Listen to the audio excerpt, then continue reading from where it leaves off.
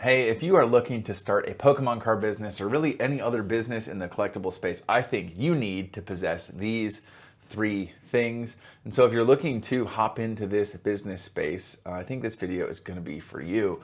But what's up, everyone? My name's TJ. I run a business called PokePast or TCG. I started this over a little bit over a year ago, and I've done about $270,000 in sales just selling Pokemon cards here in my basement in Minnesota, which is crazy to say. Excuse me, just drank a Diet Dew. Also make content here on YouTube where I get to help a bunch of you guys start your journey, and it always is such a bucket filler when I have you guys reach out, whether it's in the comment section or on Instagram or whatever, and be like, hey, like, thank you for the advice. I hit level 3, I hit level 4. Like, I'm, like that's awesome. Like, I love being able to help people reach your goals in the space. That is something that I take, that I find a bunch of fulfillment in doing. So thank you for sharing that. It's incredibly encouraging for me. And if you do enjoy this content, please leave a comment down below, subscribe to the channel, leave a like on the video, that kind of stuff. Making educational videos like this, talking about my experience in the space, sometimes telling you fails that I've done, because I've surely done a lot of them. I screw up a lot. I'm kind of a moron. And then also sharing things that I've done that have been successful. Hopefully this all helps you guys start a Pokemon card business, or maybe have some extra collection dollars so you can buy cool stuff or whatever it is, right? Whatever your goals are in this like Pokemon business area or wing of the hobby. But yeah, I love doing it. But like I said, three things. I think if you are hopping into this and you're like, hey, I'm ready to get going, man. I made my eBay account, I made my TCG player account, or I just ordered a bunch of stuff from Japan. I'm ready to, create a Wix or a Shopify. Like I'm ready to start a store. Like regardless of what facet of collectibles you're getting into, you're gonna need these three things. Otherwise your business just isn't gonna go anywhere. And I've seen this as I've been coaching people. So the first thing that I think you need is grit. You need to have a fair amount of grit to make it here in this space. And what do I mean by grit? Well, this just means like the ability to grind, to put your nose down and get to work, even when you don't want to. Because there are going to be a lot of times as you delve into this space, into this venture, where you're not going to want to list cards. You're not going to want to sort cards. You're not going to want to negotiate with someone about buying extra inventory. You're just going to want to kick your feet up and relax a little bit. And don't get me wrong, like kicking your feet up and relaxing is good. Rest is good. I spend a lot of time following the life of Jesus, right? Reading about Jesus. I'm a pastor. Jesus spent a lot of time resting. Resting is good. However, it cannot be all resting, especially when this is a side hustle, right? Something that you do on the side. You probably have another job. And so if you are doing this as a side hustle, you likely, like me, are doing this in the evenings. After, you get done with your day of work, or you get done spending time with family or whatever, and then you're like, okay, I'm not really dealing with a full tank right now, but I still am going to grind. That requires grit.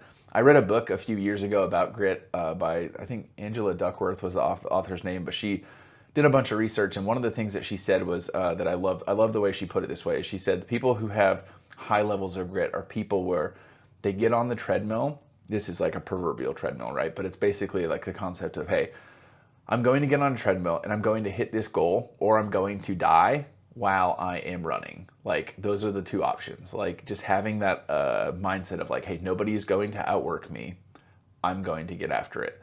And I think like in the like business YouTube motivation space, like there's a lot of cringe stuff, like David Goggins brand of stuff. Like that's not really for me. I think some of that's like a little too much, a little cringe. But I do think there is something to, if you are in this space, you are going to have to work really, really hard. You are going to have to sacrifice some free time. You're going to have to sacrifice some things. This is not just an easy thing to get into. Anybody who has made or seen success in the space of flipping collectibles, starting a collectible business, whether it's booster boxes from Japan, getting distribution here in the States, whatever it is, nobody will tell you like, yep, it's easy, just do it and it's going to be super easy. Like it is a ton of work. It is really, really hard. But if you're passionate about it, like if you've got that grit, if you've got that dog in you, like you will get it done. Second thing that I think you need is risk tolerance. You need to be ready to take risks. I've said this before, but I'd say any given month I make in sales, my store does it anywhere between like $18,000 and $25,000 in sales every single month. That might sound like a lot. what you might not understand when you hear that is that means that I have to spend about 70% of that, maybe a little under, to buy cards every single month. Which is a lot of money, right, to be spending on cardboard. The amount of times I have purchased a collection from someone and driven away and been like, wow, that was a lot of money that I just bought. What am I doing? It's a lot. And some of you don't have the risk tolerance to make it in this space, to make a serious, legitimate, side hustle or business out of what you're doing, because the thought of spending $500 is too much, or $1,000 is too much, or $10,000 is too much. And it is tricky because you don't want to just be willy-nilly going out and wasting money or buying collections that aren't worthwhile. But even when there are collections that are good pickups or purchases for your business that are good pickups, there's rarely a guarantee. Oftentimes it's I think this is good, but this is a little bit of a gamble, and I'm betting on myself here. I'm betting on my business here that I'm going to be able to make this profitable, that I'm going to be able to make money out of this. And I'm not going to lie, that's a scary, it is a weird and scary place to be in. And so if you do not have that level of risk tolerance, that is going to put a ceiling, to put a lid on your business. And you don't want that lid to be there. So work on generating some risk tolerance. If you're someone where you're just not very comfortable taking risk, starting a business might not be for you. But if you're still really wanting to do it, you're going to have to chip away at that, at your ability to buy that big collection, to take that big risk. And if you're having a goal of hey, I want to spend, or I want to generate $5,000 in sales every month or something like that, then you probably should be spending $3,000+ every single month, right? Because if you have to spend money to make money in this space, you have to have risk tolerance. You have to. You need it. And then last thing, humility. You need to have a humble spirit about you if you're going to make it in this space, this market, this space, whether you're selling, it doesn't even matter.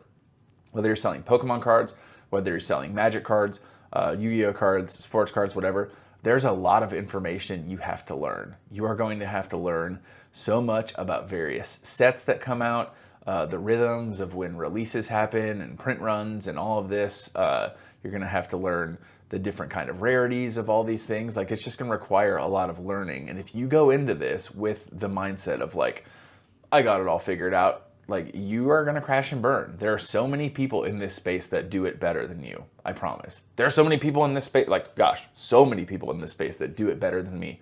And no matter what kind of success you think you are seeing, if you ever get to a point where you're I've arrived, I don't need to learn anything from anyone, your business will fail. I promise. You have to have a humble, teachable, coachable mindset, no matter where you're at in the journey. I have all sorts of stuff to learn. I'm still continuously trying to take in content on people who have scaled their business, trying to take in content on people who know a lot more about this space than I do. And you should be doing that as well. We never, ever, ever get to a place where we arrive. And this isn't just a thing for the collectible business, but just in general.